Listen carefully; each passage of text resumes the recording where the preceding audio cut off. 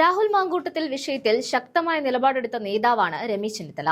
രാഹുൽ മാങ്കൂട്ടത്തിലിനെ കോൺഗ്രസ് പാർട്ടിയിൽ നിന്ന് പുറത്താക്കുവാനും ശക്തമായ സമ്മർദ്ദം ചെലുത്തുവാനും ചെന്നിത്തലയ്ക്ക് സാധിച്ചിരുന്നു. ലൈംഗികാരോപണ വിഷയത്തിൽ കോൺഗ്രസിന് ആകെ നാണക്കേട് സമ്മാനിച്ച രാഹുൽ മാങ്കൂട്ടത്തിൽ ഇന്നും കോൺഗ്രസിനെ പ്രതിസന്ധിയിലാക്കുന്നുണ്ട്. കോടതി അനുവദിച്ച മുൻകൂർ ജാമ്യത്തിന്റെ പുറത്താണ് രാഹുൽ ഇന്ന് ജയിലിൽ പോകാതെ നിൽക്കുന്നത്. വി.ഡി. സതീശനും സമാനമായ രീതിയിൽ മാങ്കൂട്ടത്തിലിനെ പുറത്താക്കണമെന്ന വിഷയത്തിൽ ഉറച്ചുനിന്നു. എന്തായാലും തന്റെ നിലപാടിൽ മാറ്റമില്ലെന്ന് പ്രഖ്യാപിക്കുന്ന രമേശ് ചെന്നിത്തല ഇതുവരെയായിട്ടും രാഹുൽ മാങ്കൂട്ടത്തിലിനോട് സമരസപ്പെടുന്നില്ല. മന്നം ജയന്തിയിൽ പെരുന്നയിലേക്ക് എത്തിയ രാഹുൽ മാങ്കൂട്ടത്തിൽ മന്നം അനുസ്മരണത്തിൽ പങ്കെടുത്തു. അതേ വേദിയിൽ കോൺഗ്രസ് നേതാവ് രമേശ് ചെന്നിത്തലയും ഉണ്ടായിരുന്നു.